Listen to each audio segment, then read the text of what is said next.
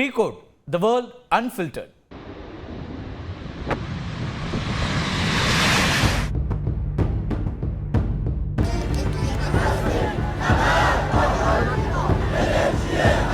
ட்ரம்புடைய இந்த அதிரடி நடவடிக்கைக்கு அமெரிக்காவிலேயே கடுமையான எதிர்ப்பு எழுந்திருக்கிறது.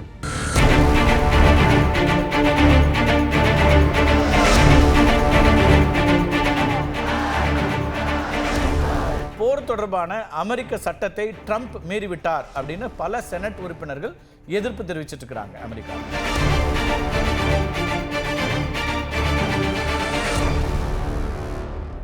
ஈரான் மீது அமெரிக்கா நடத்திய திடீர் தாக்குதலுக்கு அந்த நாட்டிலிருந்து கடுமையான எதிர்ப்பு கிளம்பி இருக்கிறது. அமெரிக்க நாடாளுமன்றத்தினுடைய ஒப்புதல் கிடைக்காத நிலையில 3 அணுசக்தி நிலையங்களை குறிவைத்து அமெரிக்கா தாக்குதல் நடத்தியது. அமெரிக்க நாடாளுமன்றத்தில் இதற்கான எந்த ஒப்புதலையும் பெறவில்லை. ட்ரம்புடைய இந்த அதிரடி நடவடிக்கைக்கு அமெரிக்காவிலேயே கடுமையான எதிர்ப்பு எழுந்திருக்கிறது. வாஷிங்டன், நியூயார்க் உள்ளிட்ட நகரங்களில் வீதிகளில் திரண்ட மக்கள் அதிபர் ட்ரம்ப் ஒரு போர் குற்றவாளி என்கிற பதாகைகளை ஏந்தி பேரணியாக நடந்து தங்களுடைய எதிர்ப்பை பதிவு செய்திருக்கிறார்கள். ஈரான் தலைநகர் டெஹ்ரானிலும் ஆர்ப்பாட்டங்கள் முன்னெடுக்கப்பட்டிருக்கின்றன. அமெரிக்கா, ஈரான் மட்டுமின்றி உலகின் பல நாடுகளிலும் ட்ரம்புக்கு எதிராக போராட்டங்கள் நடைபெற்றன. பிரான்ஸ், கிரீஸ், பாகிஸ்தான், பிலிப்பைன்ஸ் உள்ளிட்ட இடங்களிலும் கூட ஆர்ப்பாட்டம் நடைபெற்றிருக்கிறது. இந்த அமெரிக்காவுடைய தாக்குதல் என்பது கண்டனத்திற்கு உள்ளானதாக மாறியிருக்கிறது. இந்த நிலையில தான் ஈரான் மீது அமெரிக்கா எப்படி திட்டமிட்டு தாக்குதல் நடத்தியது அப்படிங்கிற விவரங்களும் வெளியாகி இருக்கின்றன. ஈரான் மேல தாக்குதல் நடத்துவதற்கு ட்ரம்ப் உத்தரவு போட்டிருந்தாலும் அவரது வெளி நடவடிக்கைகள் ஏதும் அதை வெளிப்படுத்தவே இல்லை. கடந்த வெள்ளிக்கிழமை எப்போதும் போல கால்ஃப் விளையாடிட்டு இருந்திருக்காரு ட்ரம்ப். அது மட்டும் இல்லை, ஓப்பன் ஏஐ சிஇஓ சாம் ஆல்ட்மேனோட ஒரு டின்னர் விருந்திலும் பங்கேற்றிருக்காரு. ஆனால் அடுத்த 24 மணி நேரத்தில் ஈரான் மீதான தாக்குதலுக்கான திட்டங்கள் வகுக்கப்பட்டிருக்கின்றன. சனிக்கிழமை இரவு அமெரிக்காவினுடைய மிசௌரியில் இருக்கக்கூடிய வைட்மன் இராணுவ தளத்திலிருந்து தான் 3 B-2 ஸ்பிரிட் ரக விமானங்கள் புறப்பட்டன. பசிபிக் பெருங்கடல் வழியாக பறக்க தொடங்கிய அந்த விமானங்களுடன் வான்வழி எரிபொருள் நிரப்பும் KC-135 ஸ்ட்ராட்டோ டேங்கர்ஸ் விமானங்களும் இணைஞ்சது.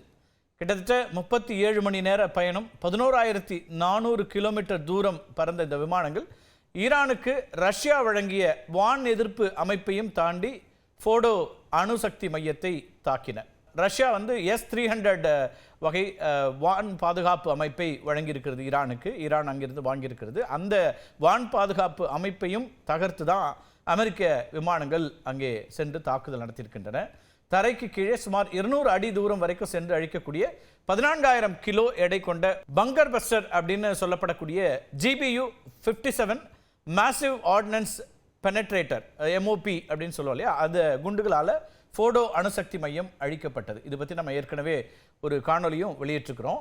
விமானம் மூலம் மட்டுமில்லை, அமெரிக்க கடற்படைக்கு சொந்தமான நீர்மூழ்கி கப்பல்களிலிருந்து ஈரானுடைய நடான்ஸ், இஸ்ஃபஹான் அணுசக்தி மையங்கள் மீது அடுத்தடுத்து 30 அதிநவீன ஏவுகணைகள் மூலமாக தாக்குதல் நடத்தப்பட்டன. இது பற்றி நம்ம சுருக்கமாக சொல்லியிருக்கிறோம்.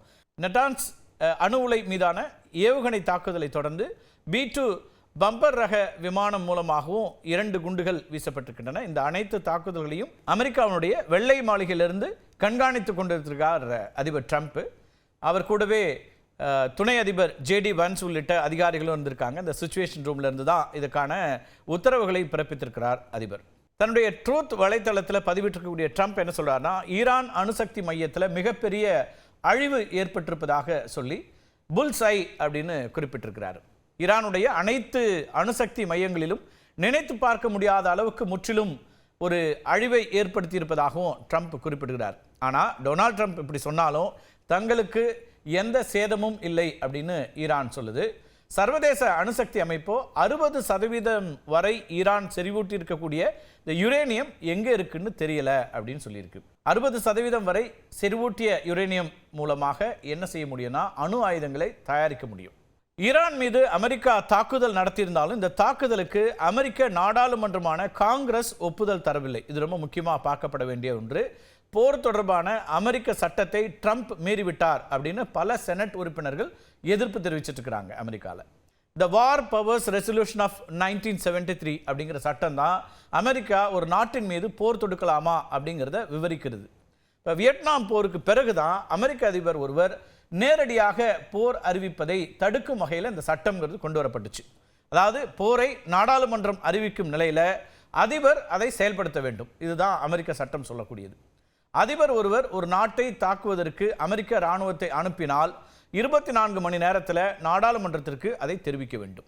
த வார் பவர்ஸ் ரெசல்யூஷன் சட்டத்தின் கீழ் 2ஆம் உலக போருக்கு பிறகு அமெரிக்கா எந்த ஒரு போரையும் அதிகாரப்பூர்வமாக அறிவிக்கவில்லை. அப்படின்னா அமெரிக்கா எந்த போரையும் நடத்தலையா, யார் மேலேயும் தாக்குதல் நடத்தலையாங்கிற கேள்வி இயல்பாக உங்களுக்கு எழும். ஆனால் அப்படி இல்லை.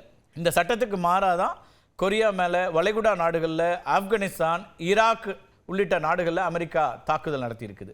லிபியா, செர்பியா, சொமாலியா, ஏமன் நாடுகளில் வான்வெளி தாக்குதலும் நடத்தியிருக்கு அமெரிக்கா கடந்த காலங்களில். அதாவது authorisations for use of military force அப்படிங்கிற சட்டத்தின் கீழே இந்த தாக்குதல்கள் நடத்தப்பட்டிருக்கின்றன. 2001 இரட்டை கோபுர தாக்குதலுக்கு பிறகு அதிபருக்கு இந்த சட்டத்தின் கீழ் சிறப்பு அதிகாரங்கள் வழங்கப்பட்டிருக்கின்றன. மத்திய கிழக்கு நாடுகளில் நடைபெறக்கூடிய சண்டைகளில், மோதல்களில் நாங்கள் தலையிட மாட்டோம் அப்படின்னு சொல்லி தான் ஆட்சிக்கு வந்தார் ட்ரம்ப். ஆனால் தன்னுடைய வாக்குறுதியை மீறி அமெரிக்காவை மற்றும் ஒரு போருக்கு இட்டு சென்றிருக்கிறார் அப்படிங்கிறது தான் பலருடைய விமர்சனமாக இருக்கிறது. குறிப்பாக அமெரிக்காவில் இருக்கக்கூடியவங்களுடைய விமர்சனமாக இருக்கிறது. ஏற்கனவே அமெரிக்காவில் லாஸ் ஏஞ்சல்ஸ் ப்ரொட்டஸ்ட்லாம் நம்ம பார்த்துருக்குறோம். இல்லீகல் இமிகிரண்ட்ஸை நாடு கடத்துற அப்படிங்கிற பேரில் அவங்க எடுக்கக்கூடிய நடவடிக்கைகள், அந்த ரெய்டு, இமிகிரண்ட் ரெய்டு, இதெல்லாம் ட்ரம்ப்புக்கு எதிரான கடுமையான போராட்டங்களை அமெரிக்காவில் பல இடங்களில் நடத்தி கொண்டிருக்கக்கூடிய சூழலில் தான் அவர் ஈரான் மேலே இந்த தாக்குதல் நடத்தியிருக்கார். இன்னொரு பக்கம் இஸ்ரேலில் நெத்தன்யாவுக்கு எதிராகவும் அந்த நாட்டு மக்கள், இஸ்ரேல் நாட்டு மக்களே நெத்தன்யாவுக்கு எதிராக தங்களுடைய மனநிலையை வெளிப்படுத்தியிருக்காங்க. சர்வேக்களில் 70% நெத்தன்யாவுக்கு எதிரான மனநிலையில் இருக்கிறாங்கிறதையும் நம்ம கவனிக்கணும். 2 பேருமே உள்நாட்டில் அவரவர் நாட்டில் எதிர்ப்பை சந்திக்கக்கூடிய சூழலில் அவங்க ஈரான் மீது தாக்குதல் நடத்தியிருக்காங்க. இது ஒரு பக்கம் இருக்குது. இன்னொரு முக்கியமான அம்சத்தை அமெரிக்காவில் இருக்கக்கூடிய செனட்டர்களும் அரசியல் கட்சியினரும் சொல்கிறாங்க. என்னன்னா, மேக் அமெரிக்கா கிரேட் அகெயின் அப்படிங்கிற முழக்கத்தோடு ஆட்சிக்கு வந்த ட்ரம்ப் உள்நாட்டு பொருளாதாரத்தில் கவனம் செலுத்த வேண்டும் அப்படிங்கிறதா அங்கே இருக்கக்கூடிய நாடாளுமன்ற உறுப்பினர்களுடைய கருத்தாக இருக்கிறது. இந்த நிலையில தான் அமெரிக்காவுடைய இந்த தாக்குதலுக்கு உரிய பதிலடி தரப்படும் அப்படின்னு ஈரானும் எச்சரிச்சிருக்குது. எந்த நேரத்தில் எப்படி எந்த அளவில் தாக்குவது அப்படிங்கிற முடிவை எங்களுடைய இராணுவம் எடுக்கும் அப்படிங்கிறதும் ஈரானுடைய கருத்தாக இருக்கு. பிரான்ஸ் அதிபர் இமானுவேல் மேக்ரனுடன் பேசிய ஈரான் அதிபர் மசூத் அமெரிக்காவுடைய நடவடிக்கைக்கு கண்டிப்பாக பதிலடி கொடுக்கப்படும் அப்படின்னு சொல்லியிருக்காரு. மத்திய கிழக்கில் ஒரு தொடர் மோதலுக்கு அமெரிக்கா வழிவகுத்து விட்டதாகவும் அவர் ஒரு குற்றச்சாட்டை முன் வச்சிருக்காரு. கேம் இஸ் நாட் ஓவர் அப்படிங்கிறது தான் ஈரானுடைய உச்சபட்ச தலைவர் கமேனியின் ஆலோசகர் அலி ஷம்கானியுடைய ஸ்டேட்மெண்ட்டாக இருக்கு. செறிவூட்டப்பட்ட யுரேனியமும் அதை செயல்படுத்துவதற்கான அறிவும் அரசியல் தெம்பும் இன்னமும் மீதி உள்ளன அப்படின்னு தன்னுடைய எக்ஸ் பக்கத்தில் பதிவிட்டிருக்கிறார். இவரைத்தான் இஸ்ரேல் இராணுவம் கொன்றுவிட்டதாக கூறியிருக்கிறது. அமெரிக்கா மிகப்பெரிய சிக்கலை உண்டாக்கி விட்டதாகவும் அது என்ன விதமான பேரழிவை ஏற்படுத்த போகிறதுன்னு தெரியவில்லை அப்படின்னும் ரஷ்யாவுக்கான ஐநா தூதர் தெரிவிச்சிருக்கிறார். இதற்கிடையில் ஈரானுடைய வெளியுறவுத்துறை அமைச்சர் அப்பாஸ் ரஷ்யாவுக்கு சென்றிருக்கிறார். அதுவும் முக்கியத்துவம் பெறக்கூடியதாக மாறி இருக்கிறது.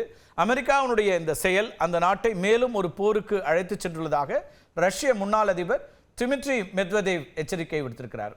அவர் தற்போதைய அதிபர் புதினுடைய முக்கிய ஆலோசகராக இருக்கிறார் அப்படிங்கிறதும் குறிப்பிடத்தக்கது. ஈரானுக்கு பல்வேறு நாடுகள் தங்களுடைய சொந்த அணு ஆயுதங்களை வழங்கும் அப்படின்ற ஒரு எச்சரிக்கையும் அவர் கொடுத்திருக்கிறாரு. அதுவும் கவனிக்கத்தக்கதாக மாறியிருக்கு.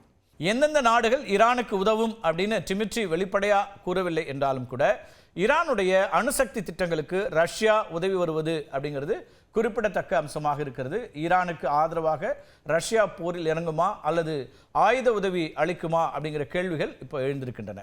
அதே நேரத்தில் ஈரானுக்கும் சில சிக்கல்கள் இருக்கின்றன. ஈரான் கைவசம் வைத்திருக்கக்கூடிய நீண்ட தூர ஏவுகணைகளில் பெரும்பாலானவற்றை இஸ்ரேல் மீதான தாக்குதலுக்கு பயன்படுத்தி விட்டதாக கூறப்படுகிறது. குறைந்த தூரம் சென்று தாக்கும் ஏவுகணைகள், ட்ரோன்கள் மட்டுமே கைவசம் இருப்பதாகவும் தெரிய வருது. உலகமெங்கும் தனது இராணுவ நிலைகளை அமைத்திருக்கக்கூடிய அமெரிக்கா மத்திய கிழக்கு நாடுகளான பஹ்ரைன், கத்தார், குவைத், ஐக்கிய அரபு அமீரகம், ஈராக், சவுதி அரேபியா, ஜோர்டான் நாடுகள்லையும் தன்னுடைய இராணுவ நிலைகளை அமைத்திருக்கிறது. அமெரிக்காவுடைய இந்த தளங்களின் மீது ஈரான் தாக்குதல் நடத்தலாம் அப்படிங்கிற நிலையில தான் இந்த இடங்கள்ல எல்லாத்தையும் கண்காணிப்பை தீவிரப்படுத்தியிருக்கிறது அமெரிக்கா. இதுக்கிடையில் இன்னொரு முக்கியமான அம்சமும் இருக்குது. இது பற்றி நம்ம ஏற்கனவே காணொலியில் பார்த்துருக்கோம். அமெரிக்கா, ஈரான், இஸ்ரேல் இந்த சண்டையில் முக்கியமாக உச்சரிக்கப்படக்கூடிய பெயராக மாறி இருக்கிறது ஹார்முஸ் நீரிணை. 33 கிலோமீட்டர் தூரம் இருக்கக்கூடிய இந்த நீரிணையில் கப்பல்கள் செல்லும் வழிங்கிறது 3 கிலோமீட்டர் மட்டும்தான். இவ்வளவு சிறிய நீரிணை தான் பெர்சியா வளைகுடாவை ஓமன் வளைகுடா வழியே அரபிக்கடலோட இணைக்கக்கூடியதாக இருக்குது. தன்னுடைய கட்டுப்பாட்டில் இருக்கக்கூடிய இந்த நீரிணையை தான் மூடப்போவதாக ஈரான் அறிவிச்சிருக்குது. இது உலக நாடுகளிடையே அச்சத்தை ஏற்படுத்தியிருக்கு, கவலையை ஏற்படுத்தியிருக்கு. ஏன் அப்படின்னா, ஏற்கனவே நம்ம பார்த்துருக்கிறோம், கச்சா எண்ணெய் உற்பத்தியில் இருக்கக்கூடிய ஈரான், சவுதி அரேபியா, ஐக்கிய அரபு அமீரக நாடுகள் இந்த நீரிணையை பயன்படுத்தி தான் தங்களுடைய எண்ணெய்களை ஏற்றுமதி செய்து வருகிறார்கள். உலக கச்சா எண்ணெய் வர்த்தகத்தில் 1/5 பங்கு இந்த வழியாகத்தான் நடைபெற்று வருகிறது. அதே நேரத்தில் ஹார்மோஸ் எண்ணெயை மூடுவது தற்கொலைக்கு சமம் அப்படின்னும், இது குறித்து ஈரானிடம் அறிவுறுத்துமாறும் அமெரிக்கா கேட்டுக்கொண்டிருக்கிறது. யாருன்னு கேட்குறீங்களா? சீனா கிட்ட ஒரு கோரிக்கையை அப்படி வச்சிருக்குது. அமெரிக்காவுடைய அமைச்சர் மார்கோ ரூபியோ தான் இந்த கோரிக்கையை முன் வச்சிருக்காரு. ஹோமோஸ் நீரிணை வழியே ஒரு நாளைக்கு 2 கோடி பேரல் கச்சா எண்ணெய் கொண்டு செல்லப்படும் அப்படிங்கிற இடத்துல இருந்து அது மூடப்பட்டுருச்சுன்னா உலக வர்த்தகத்தை பெருமளவுக்கு பாதிக்கும்னு சொல்லப்படுது. தற்போது $75 அமெரிக்க வரை விற்கப்படக்கூடிய ஒரு பேரல் கச்சா எண்ணெயுடைய விலை $115 வரைக்கும் உயரும் அப்படிங்கிறதான் இப்போ இருக்கக்கூடிய ஒரு அச்சம். மொத்தத்தில் உலக பொருளாதாரமும் சர்வதேச அரசியல் நிகழ்வுகளும் ஈரானுடைய அடுத்த கட்ட நடவடிக்கையை பொறுத்தே இருக்கும் அப்படின்னு எதிர்பார்க்கப்படுகிறது. இல்லை ஈரான் மட்டும் இல்லை, அமெரிக்கா என்ன செய்யுது அப்படிங்கிறது ரொம்ப முக்கியமாக இருக்குது. இஸ்ரேலுடைய நிலைப்பாடும் ரொம்ப முக்கியமாக இருக்குது. வெறுமனே ஈரானுக்கும் இஸ்ரேலுக்குமான இந்த மோதலில் அமெரிக்கா தானாக வந்து ஈரான் மீது தாக்குதல் நடத்தியிருக்கிறது. இன்னும் சொல்லப்போனால் ஜூன் 13 எந்த ப்ரொவோகேஷனும் இல்லாமல் ஈரான் மீது இஸ்ரேல் இந்த தாக்குதலை மேற்கொண்டது. 6வது கட்ட பேச்சுவார்த்தை அமெரிக்காவுக்கும் ஈரானுக்கும் இடையில அணுசக்தி தொடர்பாக பேச வேண்டிய நிலையில தான் இந்த தாக்குதலை இஸ்ரேல் நடத்தியது. இஸ்ரேலுக்கு பின்னாடி அமெரிக்கா இருக்குங்கிற குற்றச்சாட்டை ஈரான் முன்வைத்துக் கொண்டிருக்கிறது. இப்போ அமெரிக்காவுடைய இந்த தாக்குதலுக்கு பதிலாக ஈரானுடைய அடுத்த கட்ட பதிலடி என்ன அப்படிங்கிறத எங்களுடைய இராணுவம் முடிவு செய்யும் அப்படின்னு ஈரானுடைய உச்சபட்ச தலைவர் அறிவித்திருக்கிறார். எனவே அந்த இராணுவ நடவடிக்கை என்னவாக இருக்க போகிறதுங்கிற கவலையோடு தான் உலகம் பார்த்து கொண்டிருக்கிறது. யுத்தம் எப்போதுமே எளிய மக்களுக்கு எதிரானது. ஆனால் இதை தொடங்கி வைத்த இஸ்ரேலும் இதை ஆதரிக்கிற அமெரிக்காவும் இதை நிறுத்த வேண்டும்ங்கிற கண்டன குரல்கள் உலகம் முழுக்க எழத் தொடங்கி இருக்கிறத நம்ம பார்க்கிறோம். மீண்டும் ஒரு காணொலியில் சந்திக்கலாம் நண்பர்களே. நன்றி, வணக்கம்.